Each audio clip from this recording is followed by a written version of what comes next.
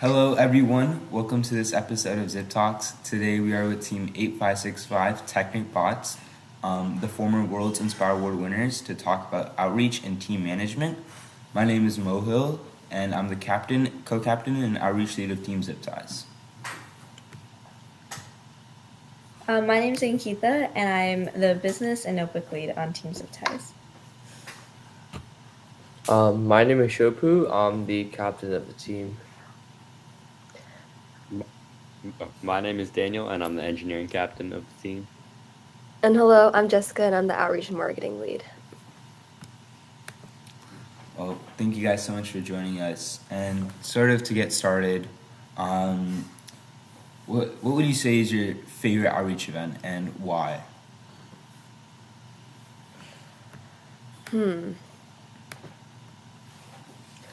I would say, well, I feel like all our outreach sort of builds up upon itself every single year. So that's one thing that I think is not a lot of other teams do, is all of our outreach is stuff that's super sustainable and stuff that we've been continuing on for years and years and years. I think one of my favorite outreach events would probably be our FTC workshop that we host every year, our FlySite FTC workshop, or like the different demos that we do at schools in order to like start different robotics teams. But yeah, I think that's what's my favorite for me at least. And then adding on from my side, going off what Jessica said, FTC Workshop I think is one of the biggest outreach events that we host throughout the entire off and on season. From our hours of planning to actually hosting the entire workshop on site, it is quite an exciting event because we're able to beforehand have to reach out to all of these different sponsors and try to get all of these giveaway items for the rookie teams in our area and also ones that join throughout the world. Okay. So first off, that does sound really impactful and really cool. And I think it's definitely one of the bigger things that you guys are known for. Could you guys like talk a bit more about that and like how you guys started it? Because I think it's definitely something that's very unique to your team. Sure. So it started like this past year was the 9th annual, so it started like around like 9 to 10 years ago in like I think 2015, so 9 years ago. And yeah, it started a really long time ago in like a small school gym with like 20 participants. And I think it was a part of this like I think they were like making a presentation about a new like control system in FTC, something like that. And all these years we've just grown it little by little every single year, and then we've been building up the prestige of the event as well. So I think before COVID, it was completely in person, but after COVID, we switched to online for like 2020 and 2021. But after that, COVID started, fading away a little bit. So we decided to bring it back as hybrid because what we found out when we were doing COVID was we were able to get a lot more reach because of all the people who were able to make the trip to like North Texas to come in person and participate. So we just carry that on, just having hybrid events after that. And yeah, we've been building it up every year. I know this year we've grown it 66% from last year. And yeah, it's always a fun event to host. It is a lot of effort. I'm part of our team and the other team that we worked with for this one to host because, man, it's like a lot of moving parts, but it's always a good payout in the end. That's really cool. We actually did something similar. We have a zip camp that we host every year. But like the same thing happened to us. We hosted it like in person our first year, and then because of COVID, we switched to online. And we kind of just kept it online after that because we found the same thing that we could have so much more reach and like so much more of an impact with people that could join like outside of the state and like out of the country. So I think that's really cool. Nice. Yeah, and sort of building off of that, something that we sort of do with some of our outreach events is really use it for recruiting and like getting our team like known in our community. So do you guys have like events like those mainly for team sustainability and like the development of your team? I think we. Yes. Oh Oh, yeah, you can go, Shofu. okay. I think another one that we're known for is the FTC crash course that we host for especially for working members in our local area. From there, what we do is that camp is a 3 to 4 day camp, half virtual, half in person. So again, hybrid because we're able to teach pretty well online since we have a pretty few years of experience from that. And then in person, we will be doing all the building, programming stuff, and also doing the challenges. A lot of the kids that go to that camp gets very interested in our FTC program and also even FLL. So depending on their continuing interests, they would join either FLL or FTC, and from there on, we can kind of observe their capabilities of how they have done in the past season. And if they're outstanding, then we will probably go from recruitment from there. But we also do accept outside applicants from there on. So this is a variety of ways for other members to come into our team. Oh, just adding on to Shopu, he mentioned that half the camp, the crash course, was in person and half was virtual. And that was actually another benefit that came during COVID time, like the workshop, where during COVID our camp was completely virtual, and I actually participated in the camp, and that really sparked my love for FTC. And so I think it's our adaptability through the COVID era that really allowed our outreach to maintain strong afterwards. Yeah, no, definitely. I think the same thing like with Ankita was talking about. Our Zip camp went from being fully in person to being virtual, and I think that is one of the benefits with some of those bigger events that you host because just being able to spread your reach and being able to connect with a variety of people really impacts the durability of that event itself. But yeah, so and like besides that, like I know we sort of been talking about like how we impact teams and rookie members. Do you guys have any certain aspects or any ways that you categorize your outreach? And like how does that help you? Like categorizing and for like judging, Yeah, or for judging. well, we split it off into separate like sections, I guess, or like you could like think of it as sort of like a drop-down diagram of like connect and motivate outreach. So for connect, it's just like how we display it for judges kind of depends on the year. But for motivate, we split it off like local, national, and international. So that's how we like categorize it, I guess. So, I mean, that's just, it depends on the team. Every team, finds different ways to categorize it. But that's just a way that we do it just for simplicity. And to kind of further organize our outreach from local, national, international, we often try to find the ties that occur between each and every single of these outreach events so we can develop more on it. So, for example, our FTC workshop, it's hybrid, right? So we have local teams coming in person, but also having these world-class teams such as WAC and Inspire Award winner joining online. So from there, the teams can interact directly to learn from each other. Yeah, I know at least for us, we try and do the same thing because it makes it much easier to also display in your notebook. Being able to have that readability for the judges is really important, especially come league champs and states. So, do you guys try and do the same thing with like your notebook, or like how do you guys organize your outreach in your notebook?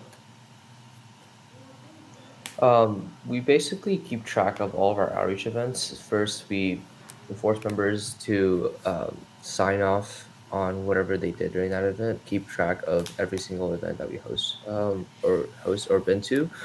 So there is kind of like a tracking thing where we're able to log the hours to see and also track each individual events. From there on, there's another notebook that they go on to write what they did during that event, what's their impact, and what they have learned, and how they can improve. So we're able to reflect back and see how we're able to do better for the next outreach events. If you don't do the notebook, you do 20 push-ups at the end of the meeting, or you don't, or I'm not gonna make you, or you're not gonna lead the meeting until you do that. So that's just a few ways to enforce it. But that notebook has pretty been a lot helpful when we, let's say next year we want to host something similar, but we don't want to make the same mistakes we did this year. So we go back to the notebooks from our previous year and see what have we done wrong or what can we definitely improve on to make our outreach even better. Yeah, adding on to what Shoku said, I think one of one of the unique aspects of our outreach is we focus a lot about delivering very high quality and like very sustainable events to our local communities, to FTC community, to national, international. Everyone, we really want to we always focus on the details and trying to get the details out, trying to make sure that everything is fine-tuned and just focusing on all like the small things in order to make sure that you're having a big payout in the end, because you're going through all this work to like establish connections or start a team, develop camp. And since you're already doing that, you might as well just go the extra mile to make sure that the camp is delivering the best impact that it possibly can to the people getting affected by it, and also making sure that you're able to do something similar in the future, which is something that I do think our like inspiration notebook helps a lot with. That's also really interesting about your like 20 push-ups thing, because I think our team definitely struggles on like making sure everyone does that notebook part, because I know sometimes we kind of forget what we do at outreach events. So it's like, oh, like we have 4 people go, but which one remembers exactly what happened? So that's very interesting. Yo, but previously we like didn't have that much of enforcement, but starting like from I think a year ago, it was I noticed like some lack in the notebooks because our notebooks used to be quite long, but then it's kind of shortened in length a little bit.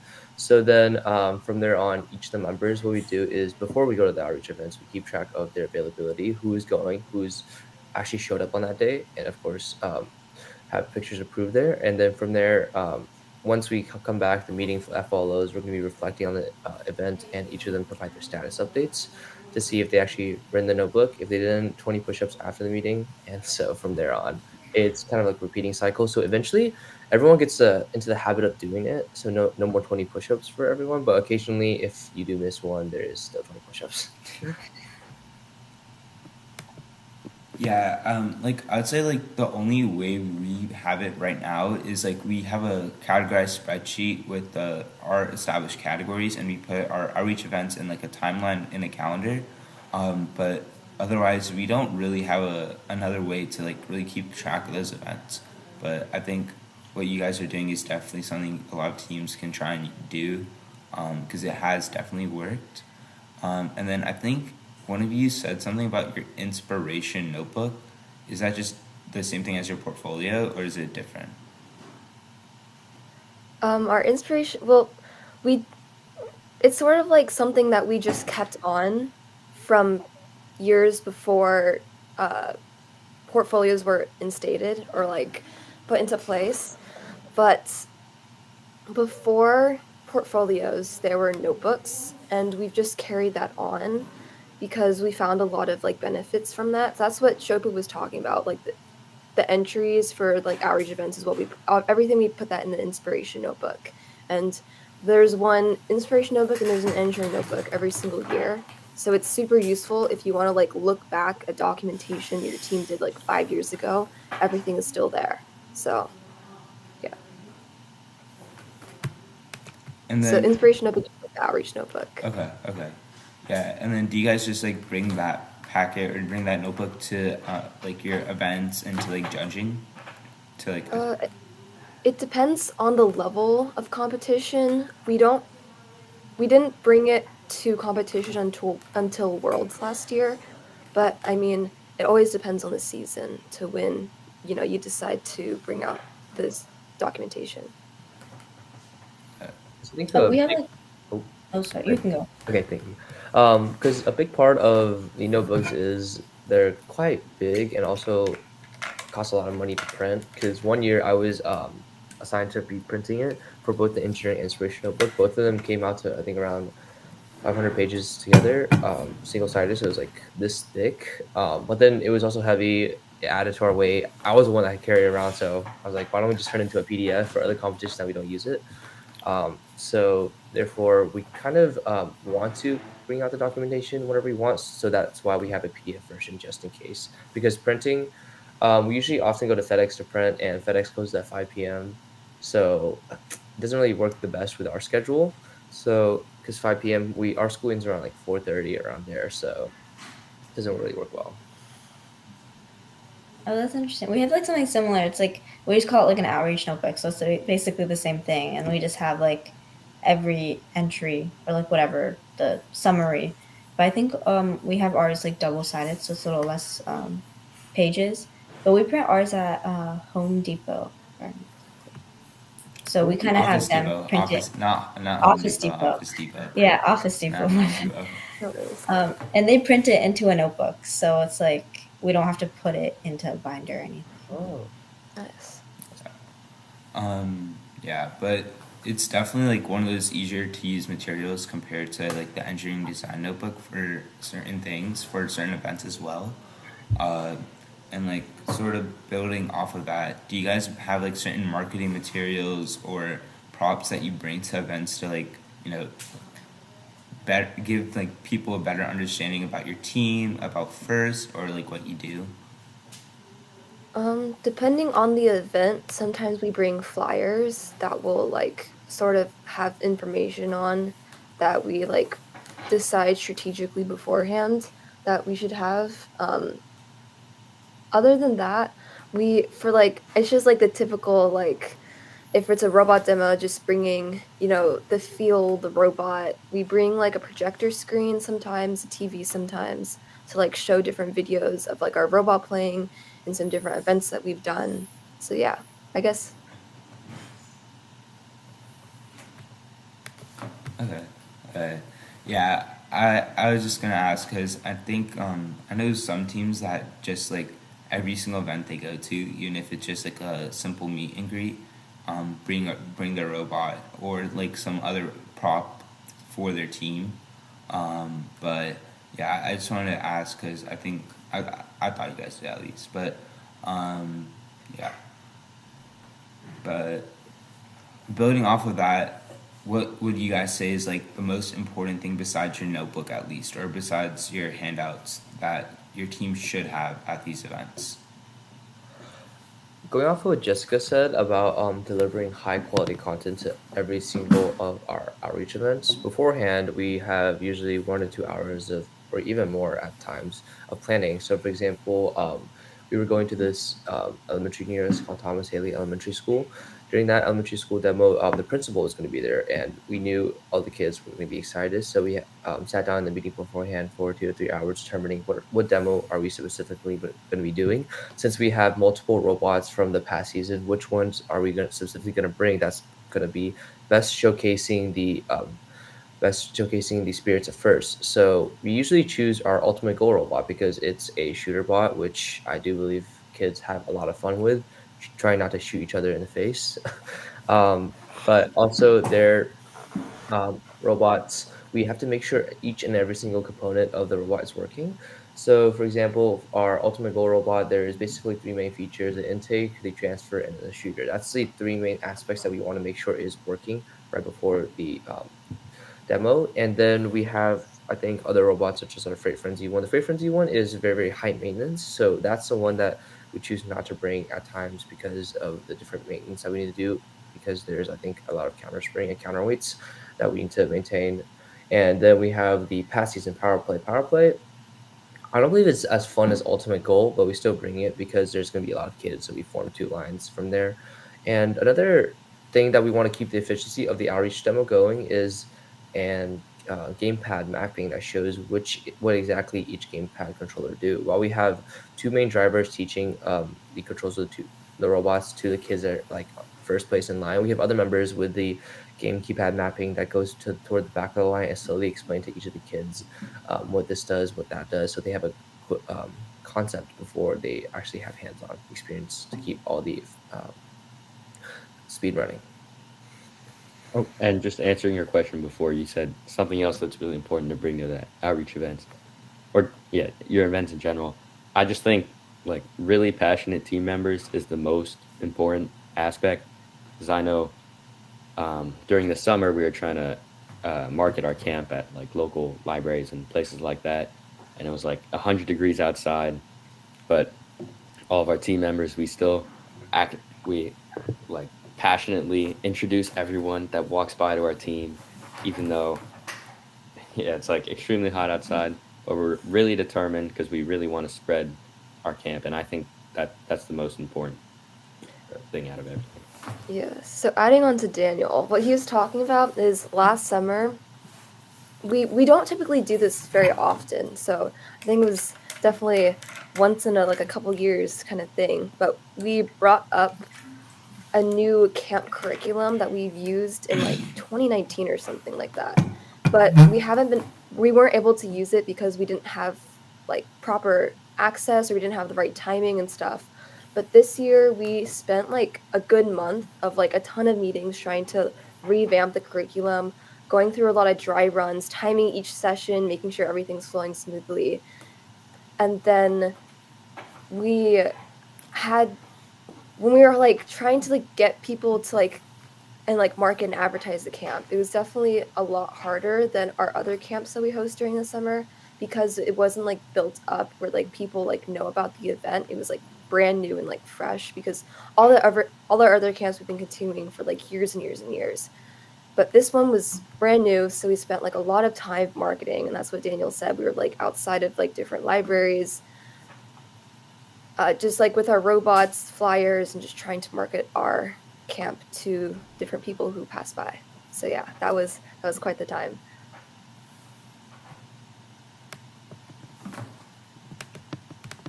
You were actually saying something about like all your previous robots. Do you guys keep every robot from every year and then like build a whole new one, or do you guys like take parts from other robots from your previous Um, ones? Depends on the year. I think our cutoff right now is Skystone and before. They're basically all dismantled because they're either not functional anymore or we need the parts. But ultimate goal is like a really important one for us because our robot that year was super reliable, and even to this day, we can bring it to any demo and we're almost 100% sure that it's going to work. And so each of our main robots from each season we keep, um, ultimate goal and after, and any other like test robots we dismantle, and any robots before Skystone and before we took apart. Yeah, at least for us, we only have like two robots, and I think it's the first time we've had it.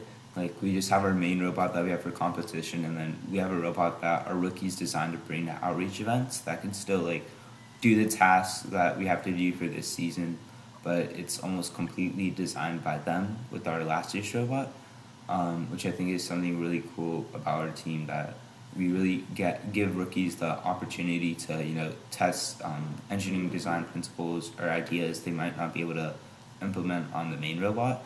So I think that's the way that like an example of like sustainability and things like that, um, because you don't want the at least like the main people be working on the competition robot, but sometimes rookies like don't get the full experience is what we found in previous years. So what we started to do is that we gave the rookies like all the parts they wanted, like whatever they wanted in our workspace they can have, and they get to build their own robot based upon the season. And then they ask kind of like our engineering leads about, oh, like what is like how can we do this and how can we do that, so they still get that full experience and they get to learn and make mistakes and like learn from them in their own ways. So are there like things that you guys do with sustainability like that? Yeah. So for hardware wise, you said you have like the rookies were working on like the outreach robot, and the experienced work members working on the main robot.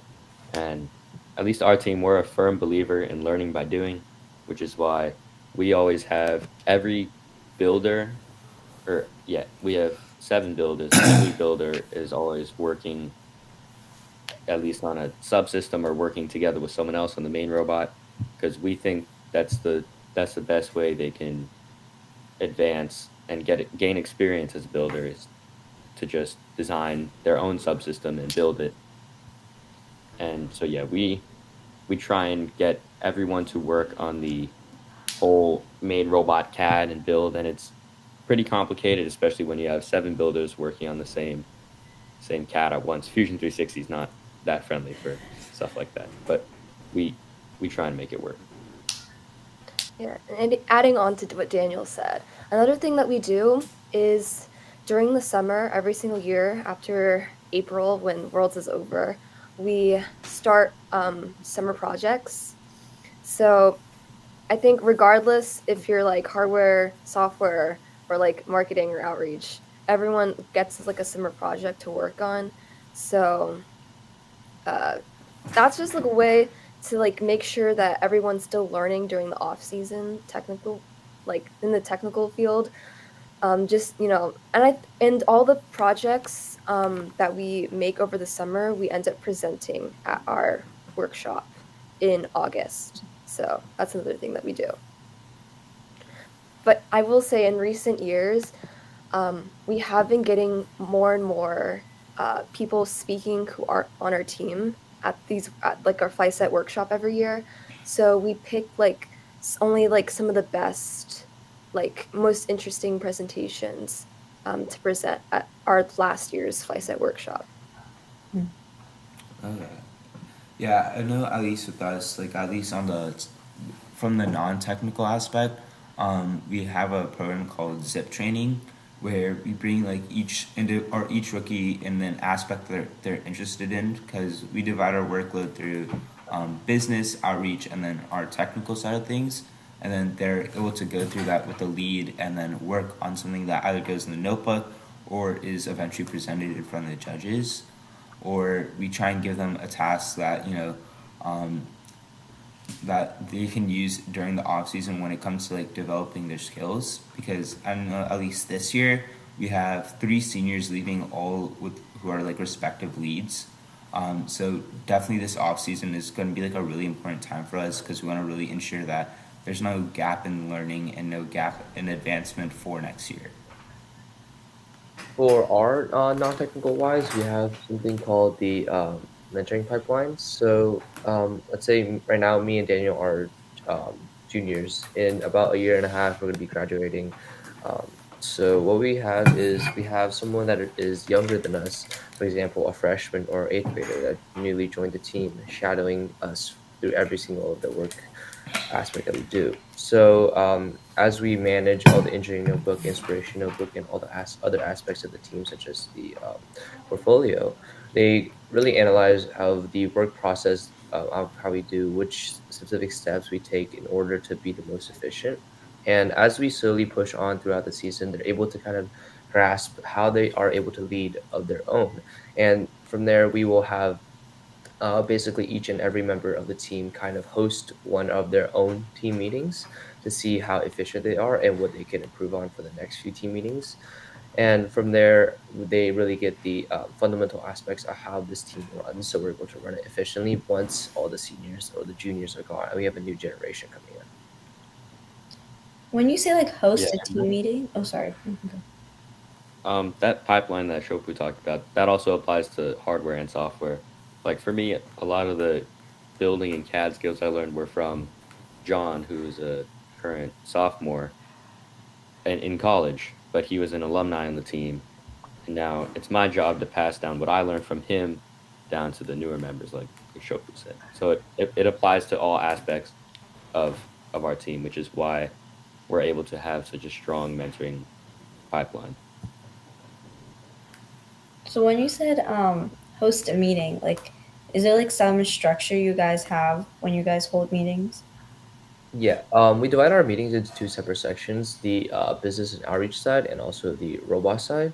What they would do is we have this kind of checklist that is kind of updated through every single meeting. What they would do is go down the checklist and kind of grow or analyze each member to make sure they have had their work of that week completed and also what is their future plans so we don't get stuck on that same step. And we want to make sure that we're going forward, chugging on forward to make sure all of our outreach is sustained. And once all the outreach side is done, then we have the robot side where we analyze the CAD, the engineering notebooks. Sometimes if the meeting drags on too long, Daniel will usually host a sub team meeting, so specifically only for software or hardware, for the during the remainder of the week to see what their robot progress is for that week. And afterward, it's kind of just free for all. Complete the tasks that you're missing and also work on the robot if you need it. Yeah, so adding on to Shopu, the thing that we base all of our like outreach or business meetings off of is our super long action items list. So on our items list, we basically have a canvas in Slack with all the outreach events that are upcoming or that we've finished. We just need like notebook entries for. So we go through and run through that entire list that has like everything on it. I think it's like 8 or 9 pages long or something like that. Longer. Yeah, it's super long. But we go through that entire list just to like make sure that everything is all the progress is updated on it. So we have a new list every single week.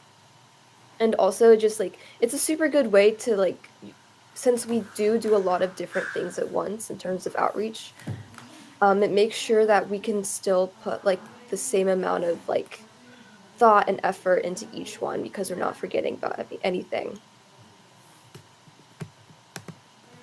Yeah, I think we tried to do that for like at least 2 or 3 years, but the biggest problem was is like a month in, no one would update it, and even if we did, no one would look at it. So at least this year we reverted to like a plain whiteboard that has like a calendar of not just outreach events but also league meets, league champs with deadlines set with the robot software and like at least now our notebook. And we found that to be a lot more effective because as people are walking into the patio, they can just see it and are reminded of it. But yeah, I think our biggest problem, at least with Slack, was accountability, which is something that you have to really instill into a team. Yeah, accountability is something that we're also trying to focus on this year because we've had moments where some team members slip and they just aren't achieving what is expected of them. But I think for accountability, the it's really important to bring home the fact that we're all a team and that if you're not finishing if you're not finishing your task, you're letting your friends and team members down. And yeah, I think team bonding is really important for accountability. So, like to keep the meeting going forward without stopping just because one member is not here or they're sick, if you're not going to be at a meeting physically in person or online, we will have them send a status update of what they have completed throughout the week based on the action item list, 24 hours in advance. So during the meeting, if let's say, oh, this task is from Daniel, but he's not here, then I will look through the Slack to make sure that he sent his status update, and his status update will definitely indicate what work he has done for that specific task. And from there on, once we decided, then I'll list out a new thing for him to do for next week, so we can keep on moving it forward, and then we'll basically allow us to kind of just keep on going without stopping for anyone. Uh, I know, like, once again, like, that was another big thing. Like, we have team members who will just say that they can't come to the meeting, like, an hour or, like, 5 minutes before it's supposed to start. And you can't really do anything because it just, if they don't really show up or they're not going to respond, you can't really hold them accountable to do anything, which really slows down, like, the workload and, like, the progress we're at least trying to make throughout the season. Um, so to sort of like make up for that gap sometimes, what do you guys do? Like if that does happen. Um, that usually doesn't happen because everyone got in the habit of. But if it does happen, right after the meeting ends, we will go back home and then I'll send out a message in Slack to pinging the member to see that here's what you missed today regarding from specifically your side, and what's like the task that you should be moving on forward for the non-technical side. And then Daniel will go on as well as another message regarding the technical side if they're working on anything, to see what their status should be for next week, and um, what we're expected of them. So let's say I missed a meeting, and then right after, Jessica sends me a message. Oh, here's what you have missed. You didn't plan this part of FTC workshop. Needs to reach out to this GoBuddha for sponsorship. So then I would do that immediately, and then reply back to her to make sure that I have these checked off, and then we can move on. And for, let's say, technical wise, Daniel sends me something that I didn't do, something for my CAD model, didn't join these two parts together, or didn't design a new mount for the camera, then I'll do that ASAP and get that done before he calls onto my back and pay me even more.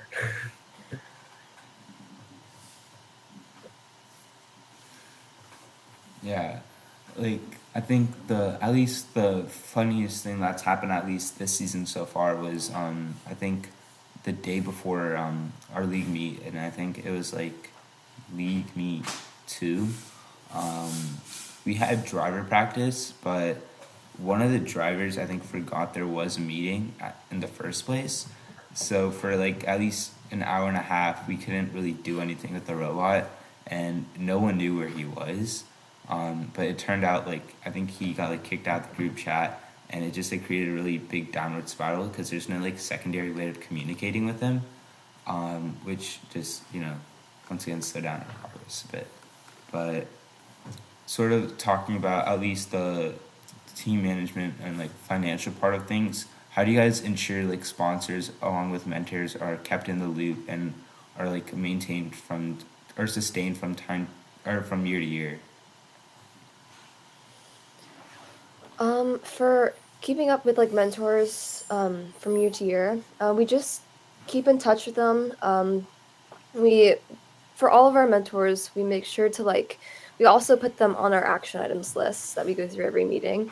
But we make sure that we're still like reaching out to them if we have any issues regarding like an area that they're specialized in. And we just like keep in contact with them, update them on like the status of the team, etc. For financial wise, regarding all of our sponsors, what we do is whenever there's a big tournament, or after, let's say, for example, the league tournament or the championship, we would send, not monthly, but I say every 2 months, we would send them an update regarding of our team status. So, for example, how our team is doing, what aspect that we're currently working on, what community outreach we're doing. And we don't want to kind of spam them with all of these emails. So we would keep them kind of quite distance, because I know they're very busy working themselves. So that kind of keeps us in touch. And comes every new season, then we would kind of schedule an in-person meeting, or we would kind of ask for a demo at their company or near their outreach opportunities. From there, we can kind of reconnect back with to them in person and ask for sponsorship for the next season if possible. Yeah, we do like basically the same thing. After every like league meet or like big event that we feel like it's important that we should give them an update. We like send them an email, or sometimes we'll just meet them at like their own event that they invited us to and just like talk to them there. I think it's like a very important way to like keep that relationship is like demoing at their like own offices. Or we have one sponsor that like hosts a bunch of things throughout the year, and so they kind of invite us as like a booth, and we like to demo there. So I think that's definitely like a very important way to like keep that relationship going.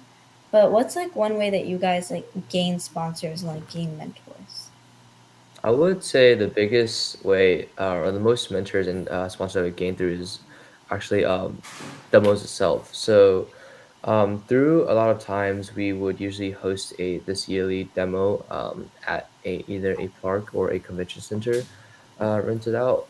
It's like only for like half a day, but from there, we really do market that demo a lot. So a lot of people will come in person and check out the robots, and we also feature other aspects, such as you can kind of craft your own little FLL robot there just to have fun for the kids. Um, From there on, if we do meet someone, we kind of just talk to them in person, tell them more about first and about our team. And if they really do are interested, they will leave their contact information with us, and we will eventually reach out to them in the future to see what kind of opportunities we will be working with in the future as we work together. Um, that demo is kind of a big way for us to source all of our sponsors and mentors. So that's like basically how we do it too, like based upon like outreach events and also just like cold emailing, like applying to grants. I think like every team does that. Um, but we also what we try to do is we like with our mentors and sponsors like throughout the season we try to like host multiple of them where we like invite them like on a certain day that we're meeting just so we can kind of show them like in person like hands on like how we like put things together. Is there something that you guys do like that or like in different ways like do things like that? For us, it definitely depends on the mentors and their availability. Most of the time, we do not do that because of our current work status. Our field is sometimes very messy because of all the different robot iterations we're working on.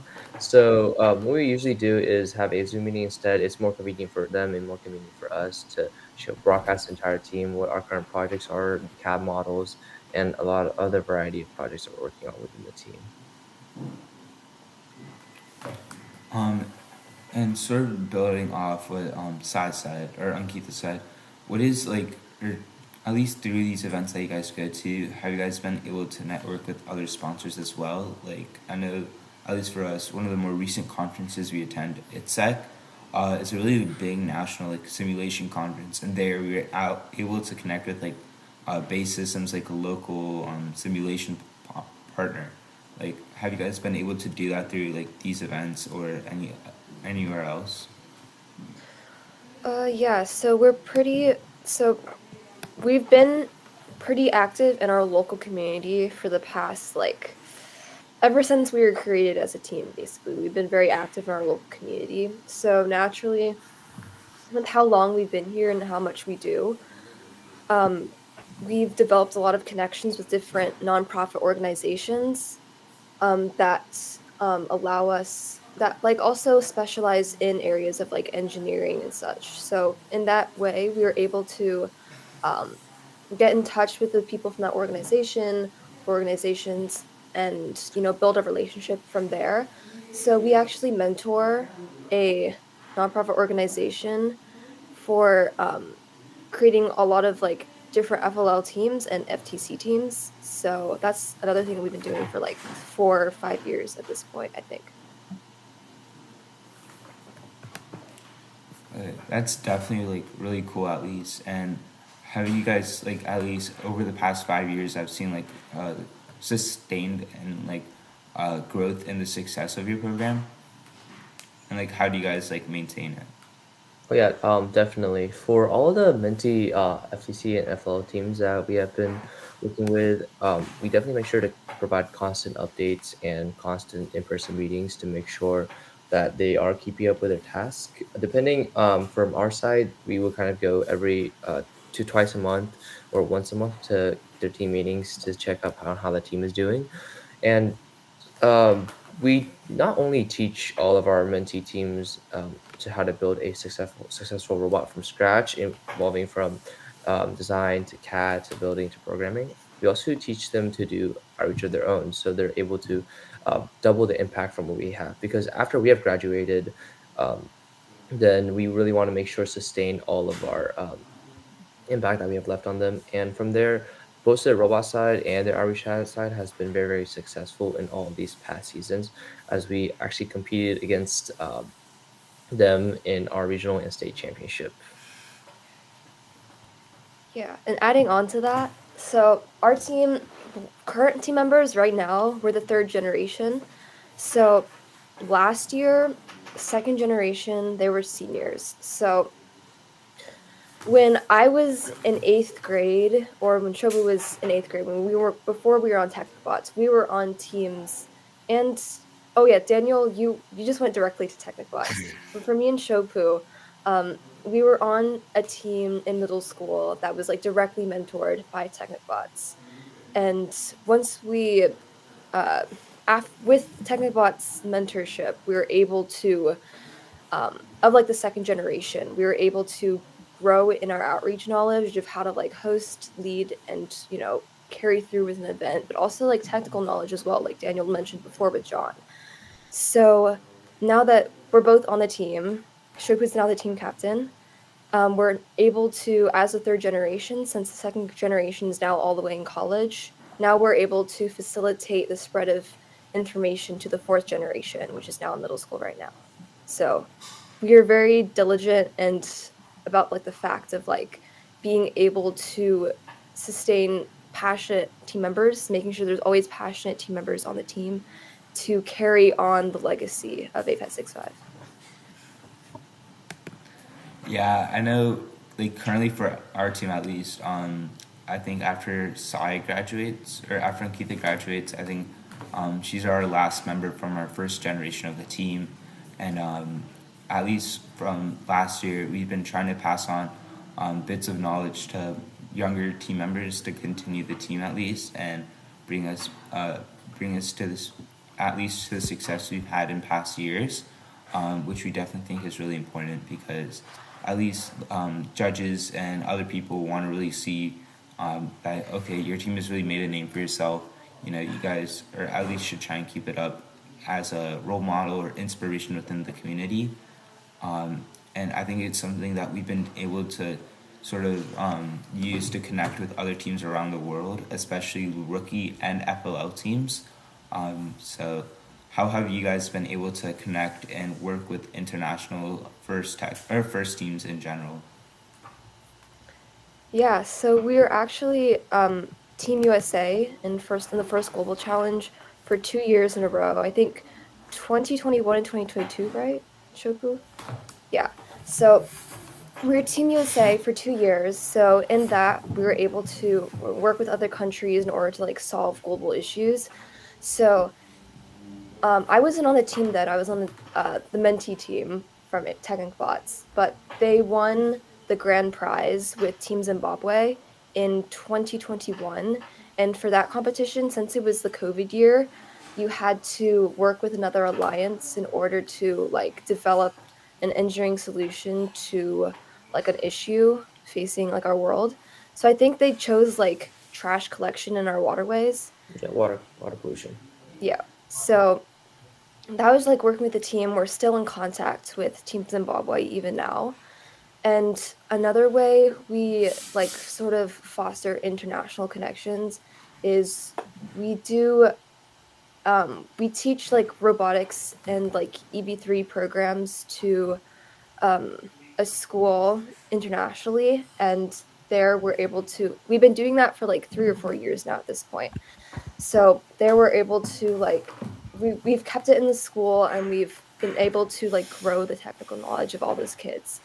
So, but I will say we have like a decent amount of like international outreach, but we do focus more on like no local or like national outreach, because with the resources that we have, and since international outreach is a lot more demanding in terms of like logistics and like planning and like resources, we do focus a lot more on local area because they need more exposure to first just as much as people in like international communities, and we are able to help them a lot more if they're in like a local area, and it'll help like a ton more, and it'll have a lot better impact if it's in person. We can like actually like facilitate stuff. I know other teams with like a similar level of outreach to us have been very, very successful doing international outreach, but you always have to like prioritize something. And if you don't already have really good connections in places that aren't local to you, it's very difficult to create and sustain something that is so far away. So with our current expertise, and we've been in very active in our local community for a very long time, so we've already built up a very good team image in our local Dallas Fort Worth community of North Texas. So with all that, that's just what we've been prioritizing, just because that's what we can provide the best um, events and best mentorship, etc., to people in our local community. That's really cool, actually. Like the whole first global challenge thing, and like how you guys have been able to kind of like prioritize outreach each year. And that's something that we try to do every year too. Like trying to focus on like one main aspect of outreach that we really want to expand. And this year we were definitely trying to expand with like connections wise and like kind of like going more into like how can we make a more global impact and like our government and connecting with more like officials.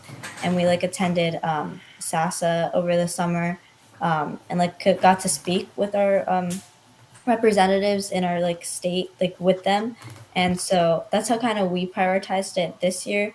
In previous years we kind of focused on like international, and then the year before like building those local connections to just like establish our name within the community. But also, I wanted to ask this like previously before too. Is you guys have started a lot of outreach events in your community, and I know how like important like how much planning it goes into like even creating an outreach event and like the hours and effort into it. So, do you guys have any like tips on like other teams like how to like go about starting and planning one? Of course. So when you're starting an outreach event, so one thing that you have to keep in mind is don't necessarily do an event just for like the short-term benefits of maybe qualifying for an award at your next competition. Instead, focus on what you feel in your community or in areas that you've just observed. What are areas that don't have exposure to first? What are things that you want to see in first programs? Just think about what you want to do in your community instead of focusing on, oh, we're just doing this for awards. Because I don't think our team has ever really, I mean, our team always focuses on sustainability. And the reason why we focus on sustainability is we don't really care much about like the awards that a specific event will be able, like a specific event will advance us forward in. But instead we focus on specifically the different aspects of that event and how sustainable it will be. And a lot, I feel like that's one very big thing in terms of like providing the best possible event that you can for your community, is sort of detaching your mindset from, oh, we're just doing this for competition, but instead we're doing this for our community, or we're doing this in order to grow more as a team and like develop new connections, create new programs. So for logistics, um, of the logistics of creating an event, it's a lot of exploration, working through different difficulties. You always have an end goal in mind of like what you want an outreach event to look like, or what you want it to turn out to be. So that's just like the logistics process of like going through it and being able to develop it over time. So yeah, if anyone else has anything to add. Um, Curriculum. well, you can go first. Okay. Curriculum development wise, we always make our own custom curriculum based off of the interests of our community. We really want to see from the perspective of someone in our community as a kid who wants to learn something about robotics. What would be interesting to them? We don't want them just be sitting in for 2 to 3 hours just learning about boring block coding or Java. So we want to engage these kids in fun activities through either online simulations. For example, VexVR is a really good way for kids to be able to complete a variety of challenges and also play games at the same time by through block coding. Or we would custom develop hands-on building, because I know a lot of kids, they do prefer actually piecing Lego bricks together or using FTC parts to build something rather than sitting there and doing coding. So it's really the different ways that we have explored in the past to see what does the kids enjoy, what do they want, and what do they not look forward to. And from there on, we would start developing the custom curriculum and refine it over many meetings to ensure that we deliver the highest quality of contents, to make sure that there is no typos. We make sure we actually mock run a few camps beforehand to make sure that we have, let's say, one of our siblings to come in person and see if this is comprehensive to them, to see if from their perspective it is going to be worthy to going out to the public, and if it's not, then we would go back and improve on it even more. And just adding on the Shofu and Jessica, another important factor is like the entire team commitment to the camp. Because for every one of the, like take the FTC workshop for example, that event is pretty big, but it requires tens of hours from every single team member. And even some of the smaller camps we do, every single team member has to help with the setup. They have to know their part in the presentation, and everyone has to be really passionate about teaching, which I think is probably the biggest factor. And that's why we're able to pull off many successful events. Because, like Jessica, for example, is super passionate about first and spreading what she learned to other kids in the community. Yeah, I know, definitely. I think that's like one, at least, or probably the biggest thing that you need for outreach events is having a group of people who are really passionate about it. And I think that's what's brought us the most success with like some of our bigger outreach events. And at least this past year when we went to SASA, legislation and also SASA board members saw our like at least are deep and interested into it and are now like helping us set up our own advocacy conference within the state. So I think it's like having that passion does really go a long way, not just for the success of the event, but for the connections and for your team's sustainability. And I think with that, what we've been able to do is design or cater certain outreach events that we go to, uh, and like use them for sort of not judging practice, but for helping rookie members and other members come out of a sort of like shell of nervousness and like being shy, because I know like a lot more of our rookie members now, they do have they obviously it is their first season in first or in FTC, so it's probably their first time going out to outreach events, speaking with other people in a more comfortable public environment. So we've been able to help these or help our members at least feel a bit more comfortable and get more or feel more confident in what they're saying, which greatly benefits them at least for judging and larger events and in the future for the team's sustainability. So, do you guys have a certain way that you guys do this for rookie members or like help rookie members at outreach events? Regarding in presentation wise or like public speaking wise? Just like, yeah, public speaking and presentation. Um, Currently, what we do, well, a lot of our members actually do speech and debate. So from their own background, they're pretty strong in all of their public speaking wise. But for competitions, what we do is we kind of grill them in judging and also in their presentation. So especially in the presentation, we want to make sure we're making eye contact with the judges, speaking with enthusiasm, and each and every word has to count because we only have a 5 minute time period. From there on, we would craft custom scripts for each and every of the slides and for leaders to present over.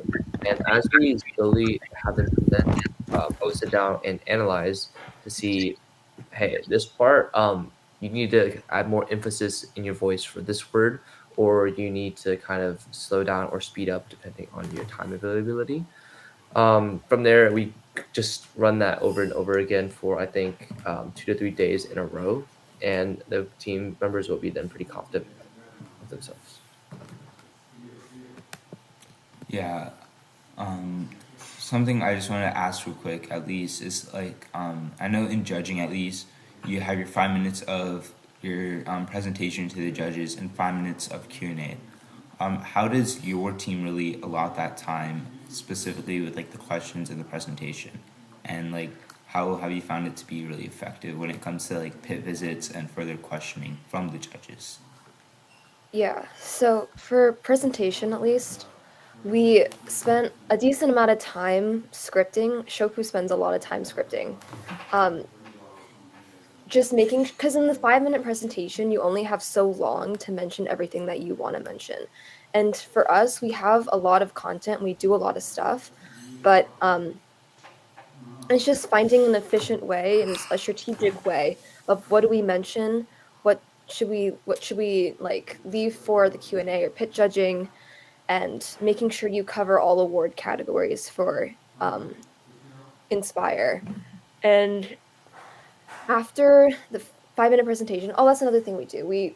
Before we go up and present it to the judges, we do a lot of like practice sessions with the team just to nail down, make sure that everyone has their scripts memorized, because when the script is super like specific in the fact that it's very intentional, and every single word that you say in the 5-minute presentation counts to your award chances. So from that, after our 5-minute presentation, once we present as a team, then during the Q&A, we try not to like go too in depth about like stories and whatnot, but try to like make sure that every single award category is like mentioned and like addressed in some way. So when the judges are like writing down what teams go for pit judging, that we can be in each pod, I guess you could say. Oh, and just adding on to Jessica. Jessica mentioned we script our presentation, and we do, but it's pretty hard to find. It takes a lot of team practice as a whole to find the balance between scripting and sounding passionate and not sounding monotonous. Because I know some people are just not as good as talking pretty passionately, even though all of our team members are passionate about what we're doing. So that takes a lot of practice. And also scripting it is also has the downside of, or it takes a lot of time and effort. But if one person messes up their script, kind of throws the whole presentation off the tracks, because we, like Jessica said, we like manufacture our script, so it's like perfectly within 5 minutes with a little room for error, but to cover all the award categories. And so yeah, that's something Tropu especially spends a lot of time on. It's like carefully hand like hand picking out the presentation and certain words. We really want to bring the message home, and it sounds like really picky, just focusing on these tiny details, but that's what it takes to have a really good presentation.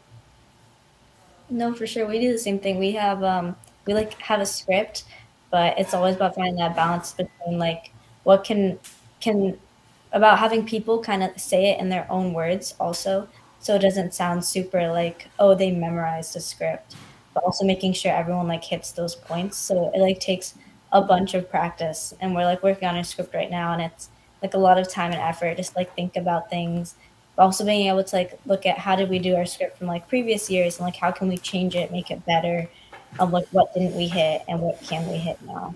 So yeah. Yeah. Sort of our like final question to end off the live stream is, what is one tip or idea that you'd give to rookie teams about outreach or team management, and why do you think it's really impactful? I think we each have our different opinions. But for me, I think it's discipline. For each and every single thing that you do, you have to make sure you're doing it consistent for all the rest of your season and the rest of your robotics career. So to stay consistent with every single of the task or obligation that you have accepted, then you will slowly grow and grow. To be more impactful, not around only around your community, but also internationally, and also able to build a far better robot than what you have hoped. So, by discipline, I meant showing up to all the team meetings, doing all the notebook entries, having a rigorous CAD model that actually replicates the robot in real life. From there, you will be able to not waste any time on all these little steps that you all these like little holes that you could have stepped into, but instead keep on moving forward to ensure that the team and yourself is moving along forward pretty well. And just if I want to add something, I think learning from the past is really important just in general to have a successful team. Because I mean, I don't think us three are much different from a lot of other people on different FTC teams, but we we work really hard, and we also learn from the past mistakes of our team. Because TechnicBots has been around for 10 quite years. almost 10 years, and we're always, like Jessica mentioned, our FTC workshop. It's been able to grow almost exponentially, because we're able to build on our past learnings, and that also goes for our robot. And that's why something like a mentoring pipeline is really important, because if you can start off your rookie team members where your senior team members began, it just allows your team to grow so much faster. Yeah. Even though that doesn't like happen like in a best case scenario, it always doesn't happen because there's um, definitely some cutoffs. But there's so let's say your senior members are here and the new members join, they go to here. That's even better from starting from all the way down here. So from there on, we can go forward and go above and beyond. Yeah. So one advice that I would give to like rookie teams who, want to learn more in FTC is to prioritize being able to fully grasp and like take FTC as like more of like a learning experience rather than like a push for like competition.